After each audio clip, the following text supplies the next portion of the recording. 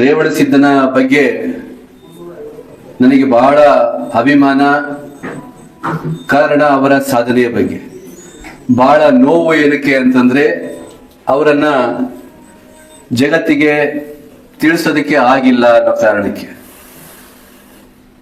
11-12ನೇ ಶತಮಾನದಲ್ಲಿ ಜನಸಾಮಾನ್ಯರ ಧಾರ್ಮಿಕ ಸಾಮಾಜಿಕ ಭಾವನೆಗಳ ಹೀರೋ ಆಗಿದ್ದಂತಹ ರೇವಣಸಿದ್ದ 20-21ನೇ ಶತಮಾನದಲ್ಲಿ ಇನ್ನು ಹುಡುಕಾಡಕತ್ತಿದ್ದೀವಿ. 11-12ನೇ ಶತಮಾನದಲ್ಲಿ ಎಲ್ಲೋ ಒಂದ್ ಕಡೆಗೆ ಇದ್ದು ಅಂತ ವ್ಯವಸ್ಥೆಯನ್ನ ಇವತ್ತು ಹಳ್ಳಿಗಳಲ್ಲಿ ವಚನಗಳ ರೂಪಕ ನಾವು ಪರಿಚಯವನ್ನ ಹೊಂದುತ್ತಾ ಇದ್ದೀವಿ. ಅವತ್ತು ಇರ್ಲಾರ್ದವರು ಇದ್ರು, ಎಲ್ಲ ಒಂದ್ ಕಡೆಗಿದ್ರು, ಅವ್ರು ಇವತ್ತು ಹಳ್ಳಿಗೆ ವಚನಗಳ ರೂಪಕ ಮೂಲಕ ಪ್ರಚಾರಗೊಳ್ತಾ ಇದ್ದಾರೆ.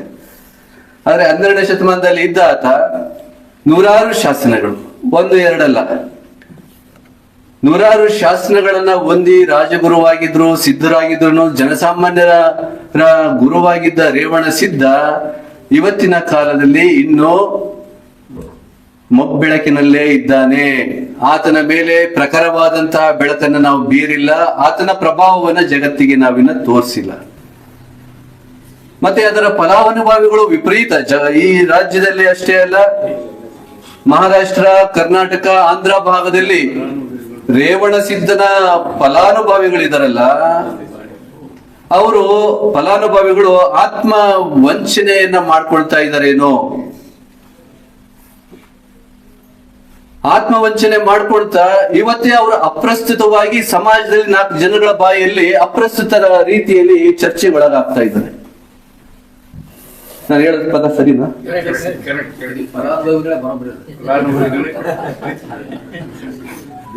ಬರೀ ರೇವಣಸಿದ್ದನ ಇಡೀ ಸಿದ್ಧ ಪರಂಪರೆ. ನಮಗೆ ಅವತ್ತಿನ ಕಾಲಮಾನ ಅಂತ ಹೇಳಿದ್ರು ಕೃಷ್ಣ ಕುಲಕರ್ಣಿ ಅವರು. ಕಾಲಮಾನ, ಸಮಯ, ಸಂದರ್ಭ ನಿಮಗೆ ಗೊತ್ತಿರ್ಲಿ. ಧರ್ಮ ಅಂದ್ರೆ ಜನಸಾಮಾನ್ಯರಿಗೆ ಕೊಂಡೊಯ್ಯುವಂತಹದ್ದು. ಇದು ಕೇವಲ 4 ಗೋಡೆ ನಡುವೆ ತಪಸ್ ಮಾಡುವಂತವರ ಸಾಧಕರದ್ದು ಅಷ್ಟೇ ಅಲ್ಲ. ದೇವರು ಅಂತಂದ್ರೆ 4 ಗೋಡೆ ನಡುವೆ ಸಾಧನೆ ಮಾಡೋರ್ದು ಅಷ್ಟೇ ಅಲ್ಲ. ಅದಕ್ಕೆ ಅತಿ ಕಠಿಣವಾದಂತಹ ನಿಯಮಗಳನ್ನ ಹೊಂದಿದ್ದಂತಹ ಬೌದ್ಧರ ಪ್ರಭಾವಿ ಹೊಂದಿದಂತಹ ಬೌದ್ಧರ ಮೇಲೆ ಆಕ್ರಮಣ ಆಗಿ ಅವರೂ ದೇಶ ಬಿಟ್ಟು ಹೋಗ್ತಾ ಇದ್ರು. ಕಾಲಮಾನ, ಅವತ್ತಿನ ಕಾಲಮಾನ. ಜೈನರ ಅತಿ ಕಠಿಣವಾದಂತಹ ವ್ರತಗಳು ನಿಮಗೆ ಗೊತ್ತಿದೆ, ಅದನ್ನ ವಿಶ್ಲೇಷಣೆ ಮಾಡಕ್ ಆಗೋದಿಲ್ಲ. ಅತಿ ಕಠಿಣವಾದಂತಹ ವ್ರತ ನಿಯಮಗಳನ್ನ ಪಾಲಿಸಲಾರದೇನೆ ರಾಜರನ್ನು ಸಹಿತನ ಎಲ್ಲಪ್ಪ ಇದನ್ನ ಆಚರಣೆ ಮಾಡ್ಲಿ, ಇದನ್ನ ನಾವು ಅಭಿಮಾನಿಗಳು ಎಲ್ಲ ಆಗ್ಲಿ ಅನ್ನುವಂತಹ ಕಷ್ಟ ಪರಿಸ್ಥಿತಿಯಲ್ಲಿ ಜನಗಳಿಗೆ ಆ ಧರ್ಮ ಮುಟ್ತಿರ್ಲಿಲ್ಲ. ಇನ್ನು ಜನಗಳ ಜೊತೆಗೇನೆ ಇದ್ದಂತಹ ಕಾಪಾಲಿಕರು, ಯಾರಮ್ಮ, ಲಕುಲೀಶರು, ಕಾಳಾಮುಖರು, ಇವರು, ಮತ್ತೆ ಇದರ ಜೊತೆಗೆ ನಾಥ ಪರಂಪರೆಯನ್ನು ಸಾಮಾನ್ಯ ನೀವು ನವನಾಥ ಪರಂಪರೆಯ ಗ್ರಂಥಗಳನ್ನ ನೀವು ನೋಡ್ರಿ, ಎಷ್ಟು ಕಠಿಣವಾದಂತಹ ಸಾಧನೆ. ನೀನು ಊಟ ಮಾಡ್ಬೇಕು ಅಂತ ಬಯಸ್ತೀಯಾ? ಬಯಸೋದು ತಪ್ಪು. ನೀನು ಒಬ್ಬರನ್ನ ನೋಡಕ್ಕಂತ ಇಷ್ಟಪಡ್ತೀಯಾ? ನೋಡೋದು ತಪ್ಪು. ಅತಿ ಕಠಿಣವಾದ, ಮತ್ತೆ ಅದರ ಸಾಧಕರು ಸಾಧನೆ ಮಾಡಿದಂತವರ ಚರಿತ್ರೆನು ಮಹಾರಾಷ್ಟ್ರ ಭಾಗದಲ್ಲಿ ಬಹಳ ಪ್ರಖರವಾಗಿ ಅವ್ರು ಬೆಳೆದಿದ್ದು. ನಾಥ ಪರಂಪರೆ, ಲಕುಲೀಶ, ಇಂಥವೆಲ್ಲ ಪರಂಪರೆ, ಶೈವ ಪರಂಪರೆಗಳು ಜನಸಾಮಾನ್ಯರನ್ನ ಧರ್ಮದ ಕಡೆಗೆ ಆಕರ್ಷಣೆ ಮಾಡ್ತಾ ಇಲ್ಲ, ನಿಜವಾದ ಧರ್ಮದಿಂದ ವಂಚನೆ ಮಾಡ್ತಾ ಇದ್ವು. ಮನುಷ್ಯನ ಜನ್ಮ ನಿರರ್ಥಕ ಅನ್ನಿಸ್ತಾ ಇತ್ತು. ಇಂಥ ಸಂದರ್ಭದಲ್ಲಿ ಉತ್ತರದಿಂದ ದಕ್ಷಿಣ ತನಕ ಎಲ್ಲಾ ಧರ್ಮಗಳನ್ನ ಕೂಲಂಕುಷವಾಗಿ ಅಧ್ಯಯನ ಮಾಡೋದ್ರ ಜೊತೆಗೆ ನನಗೆ ತಿಳಿದಂಗೆ ಅವರು ಸ್ವತಃ ಪ್ರಾಕ್ಟೀಸ್ ಮಾಡಿ ಯಾವುದು ಸೂಕ್ತ ಜನಗಳಿಗೆ ಅಂತ ಕಂಡಿಡಿದು ಸಂಸಾರಿ ಆದ್ರೂ ಮಾಡ್ಬೋದಪ್ಪ. ನೀನ್ ಬೇಕಿದ್ರೆ ಸನ್ಯಾಸಿಯಾಗಿನೂ ಜೀವನ ಮಾಡ್ಬೋದು. ಸರಳವಾದಂತಹ ಸಿದ್ಧ ಪರಂಪರೆಯನ್ನ ನಾಥನ ಜೊತೆಗೆ ಅವರು ಮೂಲತಃ ನಾಥ ಪರಂಪರೆಯಿಂದ ಬಂದಂತವ್ರು. ನಾಥ ಪರಂಪರೆಯಿಂದ ಹೊರಹೊಮ್ಮಿ ಸಿದ್ಧ ಪರಂಪರೆಯನ್ನ, ಇದು ಮೈಲಾರಲಿಂಗನ ಪರಂಪರೆಯಿಂದ ಬರ್ತೈತಿ. ಇದು ಮೈಲಾರಲಿಂಗನ ಪರಂಪರೆ ಬಹಳ ಬಹಳ ಬಹಳ ಪ್ರಾಚೀನ ಪರಂಪರೆ. ಮೈಲಾರಲಿಂಗನ ಪರಂಪರೆ ಇತರ ದೇವಾನು ದೇವತೆಗಳ ಕಲ್ಪನೆ ಬರೋದಕ್ಕಿಂತ ಪೂರ್ವದಲ್ಲಿ ಇತ್ತು ಅನ್ನುವಂಥದ್ದು ಸಂಶೋಧಕರಿಗೆ ಗೊತ್ತಿರುವಂತದ್ದು. ಆ ಕಾರಣಕ್ಕೆ ಅಲ್ಲಿ ಜಾತಿ ಭೇದ ಇಲ್ಲದೇನೆ ಧರ್ಮ ಭೇದ ಇಲ್ಲದೇನೆ ದರ್ಶನಕ್ಕೆ ಇವತ್ತಿಗೂ ಸಹಿತನ ನಡ್ಕೊಳ್ತಾರೆ. ಮತ್ತೆ ಗೊರವೈನ ಪರಂಪರೆಯನ್ನ ಅವರು ಸ್ವೀಕಾರ ಮಾಡ್ತಾರೆ, ದೀಕ್ಷಾ ಸ್ವೀಕಾರ ಮಾಡ್ತಾರೆ. ಎಂತ ಒಳ್ಳೆ ದೀಕ್ಷೆ ನೋಡ್ರಿ ಅಲ್ಲಿ. ದೀಕ್ಷಾ ಪರಂಪರೆ ಬಗ್ಗೆ ಮತ್ತೆ ಹೋಗೋದಿಲ್ಲ. ಹೀಗಾಗಿ ಯಾಕಪ್ಪ ರೇವಣ ಸಿದ್ದೇಶ್ವರರು ನಮಗೆ ಪ್ರಸ್ತುತ ಆಗ್ತಾರೆ? ಅವರು ಜನಸಾಮಾನ್ಯರಿಗೆ ಬೇಕಾದಂತಹ ಕೆಲಸ ಕಾರ್ಯಗಳನ್ನ ಮಾಡ್ತಾ ಮಾಡ್ತಾ ರಾಜರುಗಳಿಗೆ ಶೈವ ಪರಂಪರೆಯಲ್ಲಿ ಇರುವಂತಹ ಅತ್ಯುನ್ನತವಾಗಿರ್ತಕ್ಕಂತಹ ಆದರ್ಶಗಳನ್ನ ನಾವಿವತ್ತು ಶೈವ ಪರಂಪರೆಯನ್ನ ಇವತ್ತು ಲಿಂಗಾಯತ ವೀರಶೈವ ಜೊತೆಗೆ ಇನ್ನಿತರ ಸಮುದಾಯಗಳೆಲ್ಲ ಶೈವ ಪರಂಪರೆಯವರು ಸೇರ್ಕೊಂಡು ಅದನ್ನ ಉಳಿಸುವಂತಹ ಜವಾಬ್ದಾರಿ ನಮ್ದೈತೆ. ಯಾಕೆಂದ್ರೆ ಶೈವ ಪರಂಪರೆಯಲ್ಲಿ ಲಿಂಗ ಭೇದ ಇಲ್ಲ, ಶೈವ ಪರಂಪರೆಯಲ್ಲಿ ಜಾತಿ ಭೇದ ಇಲ್ಲ, ಶೈವ ಪರಂಪರೆಯಲ್ಲಿ ಮಂತ್ರ ತಂತ್ರ ಅಥವಾ ಅನುಷ್ಠಾನ ಪರಂಪರೆಗಳಿಲ್ಲ. ಅಲ್ಲಿ ಮನಸ್ಸಿಗೆ ಭಾವನೆಗೆ ಆದ್ಯತೆ ಕೊಡ್ತಾರೆ. ದೇವರು ಯಾವಾಗ ಒಲಿತಾನಪ್ಪ? ನೀನ್ ಮಂತ್ರ ಸಿದ್ಧಿ ಮಾಡ್ಕೊಳ್ಳೋದ್ರಿಂದ ಒಲಿಯೋದಿಲ್ಲ, ಭಾವಶುದ್ಧಿ ಮನಃಶುದ್ಧಿ ಇದ್ರೆ ದೇವರು ಒಲಿತಾನೆ ಅನ್ನೋದು. ಈ ಶೈವ ಪರಂಪರೆಯ ಸಹಜವಾದ ಸತ್ಯವನ್ನ ಸಿದ್ಧ ಸಂಪ್ರದಾಯದ ಮುಖಾಂತರನ ನಮ್ಮ ಜನಸಾಮಾನ್ಯರಿಗೆ ತಲುಪಿಸಿದಂತಹ ಕೀರ್ತಿ, ಆ ಮೂಲಕ ಈ ದೇಶದ ಜನಪದ ಸಂಸ್ಕೃತಿಯನ್ನು ಉಳಿಸಿದ ಕೀರ್ತಿ ರೇವಣ ಸಿದ್ದೇಶ್ವರರಿಗೆ ಮಾತ್ರ ಸಲ್ಲುತ್ತೆ. ಅದರ ಮುಂದುವರಿದ ಭಾಗನೇ ವಚನ ಪರಂಪರೆ. ಅದರ ಮುಂದುವರಿದ ಭಾಗ ಅಂತ ನಾನು ಹೇಳೋದಕ್ಕೆ ಬಯಸ್ತೀನಿ. ಹಾಗಾಗಿ ಅವತ್ತು ರೇವಣ ಸಿದ್ದನ ಕಾರ್ಯ ನಾನು ಪದೇ ಪದೇ ಹೇಳ್ತೀನಿ. ಅವತ್ತು ರೇವಣ ಸಿದ್ದನ ಕಾರ್ಯ ಏನು ಶಾಸನಗಳ ಮುಖಾಂತರ ಉಳಿತು. ಶಾಸನಗಳು ಇಲ್ಲದೆ ಇವತ್ತಿಗೂ 12ನೇ ಶತಮಾನದ ಪ್ರಭಾವ ಧಾರ್ಮಿಕ ಕ್ರಾಂತಿಗಳಂತ ಏನ್ ಕರಿತೀವಲ್ಲ, ಆ ಕ್ರಾಂತಿಗೆ ಇದುವರೆಗೂ ಶಾಸನಗಳನ್ನ ಹುಡುಕಾಡಿದ್ರು ಸಿಕ್ಲಾರ್ದೇ ಇರೋದು ಸೋಲ್ತಾ ಇದೀವಿ. ಅರ್ಥ ಆಗುತ್ತಲ್ಲ? ಸೋಲ್ತಾ ಇದೀವಿ. 12ನೇ ಶತಮಾನದ ಇವತ್ತಿನ ಕಾಲದಲ್ಲಿ ಏನು ಪ್ರಭಾವ ಐತಲ್ಲ, 12ನೇ ಶತಮಾನದ ಕ್ರಾಂತಿ ಅಂತ, ಅದಕ್ಕೆ ಶಾಸನಗಳು 11, 12, 13ನೇ 14ನೇ ಶತಮಾನ 15ನೇ ಶತಮಾನ ತನಕನು ಒಂದು ಶಾಸನಗಳು ಸಿಗಲಾರ್ದು ನನಗೆ ಗಮನಕ್ಕಂತ ಐತೆ. ಯಾರಾದ್ರೂ ಇದ್ರೆ ಗಮನ ತರ್ಬೋದು. ಹೀಗಾಗಿ ಎಂಥ ಮಹಾತ್ಮನಿಗೆ ಅನ್ಯಾಯ ಆಗೈತಲ್ಲ. ಈ ದೇಶದ ಜನಸಾಮಾನ್ಯರಿಗೆ ಸಾಮಾಜಿಕವಾಗಿ ಧೈರ್ಯ ತುಂಬಿ 18 ಮಠಗಳು, ಕುಲ 18 ಅಂತ ಹೇಳ್ತೀವಲ್ಲ ಹಿಂದಿನ ಕಾಲ, ಕುಲ 18 ಮಠಗಳಿಗೆ ಅವತ್ತು ಧಾರ್ಮಿಕ ಸ್ವಾತಂತ್ರ್ಯವನ್ನ ನೀಡಿದ ರೇವಣ ಸಿದ್ದೇಶ್ವರ. ಕುಲ 18 ಜಾತಿಗಳಿಗೆ ಅಲ್ಲಿ ನಾವು ಇವತ್ತಿಗೂ ನೀವು ನೋಡ್ಬೋದು. ನನಗೆ ಇನ್ನೊಂದಲ್ಲಿ ಇಲ್ಲಿ ರೇವಣ ಸಿದ್ದೇಶ್ವರು ಒಂದು ನನಗೆ ಸಮಸ್ಯೆ ಬಂದಿರೋ, ನಿಮ್ಮೆಲ್ಲ ಸಂಶೋಧಕರಿದ್ದರು ಇಲ್ಲಿ, ಅವರು ಯಾವ ಲಿಂಗವನ್ನ ಧರಿಸಿದ್ದರು? ಚರಲಿಂಗದ ಆಯತವನ್ನ ಪೂಜಿಸ್ತಾ ಇದ್ರು ಅಥವಾ ಇಷ್ಟಲಿಂಗ ಆಯತರಾಗಿದ್ರು?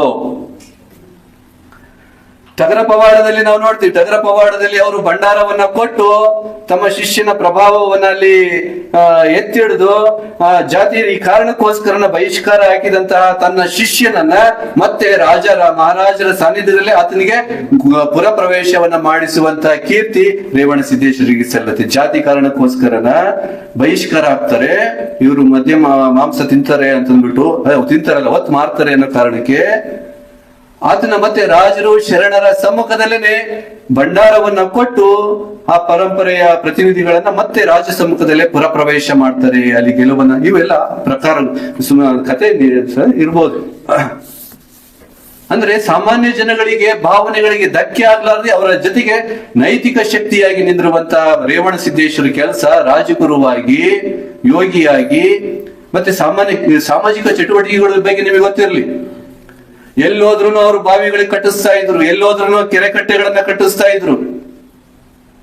ಧಾರ್ಮಿಕ ಗುರುಗಳು ಅಂತಂದ್ರೆ ಕೇವಲ ತಪಸ್ಸು ಅಷ್ಟೇ ಅಲ್ಲ, ಅವರ ಮೇಲೆ ಸಾಮಾಜಿಕ ಜವಾಬ್ದಾರಿ ಇರುತ್ತೆ, ಜನಗಳ ಭಾವನೆಗಳ ಜವಾಬ್ದಾರಿ ಇರುತ್ತೆ ಅನ್ನೋದನ್ನ ದೇವರ ನಂತರ, ಶಿವನ ನಂತರ ಜಗದ್ಗುರು ಅನ್ನುವಂತಹ ಪದವನ್ನ ಸ್ವೀಕರಿಸಿದಂತಹ ಏಕೈಕ ವ್ಯಕ್ತಿ ರೇವಣ ಸಿದ್ದೇಶ್ವರ. ಆಮೇಲೆ ಶಂಕರಾಚಾರ್ಯನಿಗೂ ಆ ಬಿರುದು ಬರುತ್ತದೆ. ಶಂಕರಾಚಾರ್ಯ ನಂತರ ಬರುತ್ತೆ ರೇವಣ ಸಿದ್ದೇಶ್ವರ. ನೀವು ಕೆಲವು ಗ್ರಂಥಗಳಲ್ಲಿ ಉಲ್ಲೇಖ, ಜಗದ್ಗುರು ರೇವಣ ಸಿದ್ದೇಶ್ವರ. ಈ ನೆಲೆಯಲ್ಲಿ ರೇವಣ ಸಿದ್ದೇಶ್ವರರು ಬಹಳ ಹಲವಾರು ಜನ ಸಮುದಾಯಗಳಿಗೆ ಇವತ್ತು ನಾಯಕರಾಗಿದ್ದಾರೆ. ಇವತ್ತಿನ ಅವರ ವಾರಸುದಾರರು, ಅವರ ಫಲಾನುಭವಿಗಳು ನಿಜವಾದ ರೇವಣಸಿದ್ದನ ಚರಿತ್ರೆಯನ್ನ ಹೊರಗೆ ತಂದ್ರೆ ಇವತ್ತೇನು ಧಾರ್ಮಿಕ ಕಲಹಗಳು ಭೇದ ಐತಲ್ಲ, ನಾನು ಅವರಲ್ಲ, ನಾವಿವರು, ಇವರಲ್ಲ, ನಾವು ಅವರು ಅನ್ನುವಂತ ಆ ಕಲಹಗಳಿಗೆ ಅಂತ್ಯ ರೇವಣಸಿದ್ದೇಶ್ವರನ ನಿಜವಾದ ಚರಿತ್ರೆ ಹೊರಗೆ ಬಂತು ಅಂದ್ರೆ ಅದು ಅಂತ್ಯ ಆಗುತ್ತೆ ಅನ್ನೋದ್ರಲ್ಲಿ ಸಂಶಯ ಇಲ್ಲ ಅನ್ನುವಂಥದ್ದು ನನ್ನ ಭಾವನೆ ಆಗಿತ್ತೆ. ಯಾಕೆಂದ್ರೆ ಅದೇ ಮಾತನೇ ಮೂಲ. ಅದನ್ನ ಮರೆತು ಬಿಟ್ರೆ, ಬೇರನ್ನೇ ಮರೆತರೆ ಚಿಗುರುಗಳಿಗೆ ಬೆಲೆ ಬರೋದಿಲ್ಲ. ಈ ಹಿನ್ನೆಲೆಯಲ್ಲಿ ಈತ ರೇವಣಸಿದ್ದನ ಮೇಲೆ ಒಂದು ಪುಸ್ತಕ, ಸಾಂಸ್ಕೃತಿಕ ಅಧ್ಯಯನ, ಈ ಸಾಂಸ್ಕೃತಿಕ ಅಧ್ಯಯನ ಅನ್ನೋ ಕಾರಣಕ್ಕೋಸ್ಕರ ಈ ವಿಷಯಗಳನ್ನ ಹೇಳಿದೆ.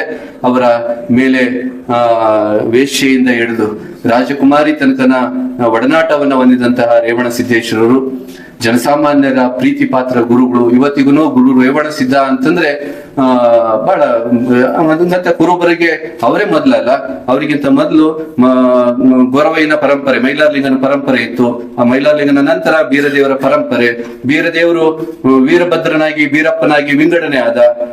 ಇವನ್ನೆಲ್ಲ ನಮ್ಮ ಕಲಬುರಗಿ ಅವರೇನೆ ಹೇಳಿದ್ದಾರೆ. ಎಂ ಕಲಬುರಗಿ ಅವರು ಮೈಲಾರಲಿಂಗನ ಪರಂಪರೆ ನಂತರ ಏನಾಯ್ತು, ಭೈರವನಾಗಿ, ಬೀರದೇವರಾಗಿ, ವೀರಭದ್ರನಾಗಿ ವಿಂಗಡಣೆ ಆಗಿ ಅವು ಜನಾಂಗಗಳಾಗಿ ನೀವು ವಿಂಗಡಣೆಗಳಾಗಿದ್ದು.